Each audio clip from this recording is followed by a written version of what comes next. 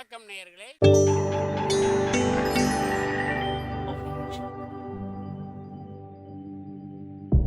மகிழ்ச்சிக்கோர் தென்கட்சி என்ற அலைவரிசையில்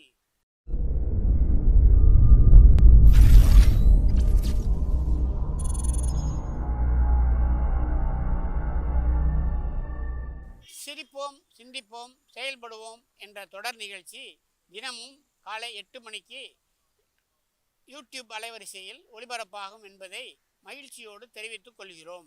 ஒருத்தன் தன்னுடைய நண்பனை வழியில் பார்த்தான். என்னப்பா லெட்டர் போட்டுனே கிடச்சிதா அப்படின்னா. ஓ கிடச்சிதேன்னா அவன்.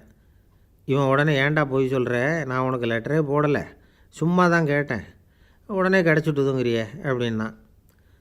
லெட்டர் போட்டேன்னு நீ போய் சொல்கிறப்போ அது கிடச்சிதுன்னு நான் போய் சொல்லக்கூடாதா அப்படின்னானா அவன்.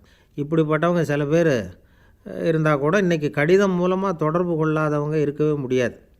அந்த அளவுக்கு அது அவசியமான ஒன்றாயிட்டுது. இந்த அஞ்சல் அட்டைகள் எப்படி ஆரம்பமாச்சு தெரியுமா? ஆஸ்திரியா நாட்டில் ஒரு பேராசிரியர் இருந்தார். அவர் பேர் இம்மானுவேல் ஹெர்மன். அவர் ஒரு நாள் ஒரு பத்திரிகையில் கட்டுரை எழுதினாராம். இது நடந்தது 1869. அவர் எழுதின கட்டுரையில் மக்கள் அதிகம் செலவில்லாமல் ஒருத்தருக்கு ஒருத்தர் தகவல் பரிமாறிக்கிறது எப்படி அப்படிங்கிறத பற்றி எழுதியிருந்தார். அதுக்கு சில யோசனைகளை அவரே எழுதியிருந்தாராம். எப்படின்னா, அந்த கட்டுரையை எல்லோரும் படித்து பார்த்துருக்குறாங்க, அவர் சொன்ன யோசனைகள் என்னென்னு. அது அரசாங்கத்தின் கவனத்துக்கும் அது போச்சான். ஆகா, இது அவர் சொல்கிற யோசனை நல்லா இருக்கும் போல் இருக்கே அப்படின்னு அவங்களும் நினச்சிருக்கிறாங்க. அவ்வளவுதான். உடனே அந்த யோசனையை நடைமுறைக்கு கொண்டுகிட்டு வந்தாங்களாம். பேராசிரியர் இம்மானுவேல் ஹெர்மனின் யோசனைப்படி அச்சடித்த அரசு முத்திரையோட அரசாங்கம் அஞ்சல் அட்டைகளை வெளியிட ஆரம்பிச்சுதான். 1869 அக்டோபர் 7ஆம் தேதி இது நடந்திருக்கு. உலகின் முதல் அஞ்சல் அட்டை வெளிவந்த நாள் அது. அப்போ தான் அதுக்கு பேர் என்ன தெரியுமா? அதாவது கரஸ்பாண்டிங் கார்டு அப்படின்னு பேரான் அது. அதுக்கப்புறம் என்ன ஆச்சுன்னா, உடனடியாக அமெரிக்காவிலேயும் இது மாதிரியான கார்டுகளை வெளியிட ஆரம்பிச்சிட்டாங்க.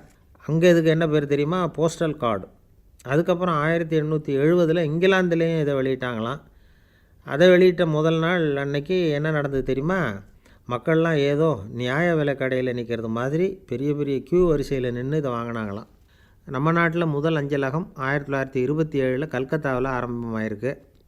இன்றைக்கும் அஞ்சலகம் இல்லாத இடமே இல்லை. அந்த அளவுக்கு அஞ்சல் போக்குவரத்து அதிகமாக இருக்குது. அன்னைக்கு உள்நாட்டில் ஒருத்தருக்கு ஒருத்தர் தகவல் பரிமாற்றம் செய்து கொள்ள மலிவான ஒரு அஞ்சல் அட்டையை அரசாங்கம் வெளியிடலாம் அப்படின்னு பேராசிரியர் எழுதின கட்டுரை இன்றைக்கி எந்த அளவுக்கு ஆகியிருக்கு பார்த்தீங்களா?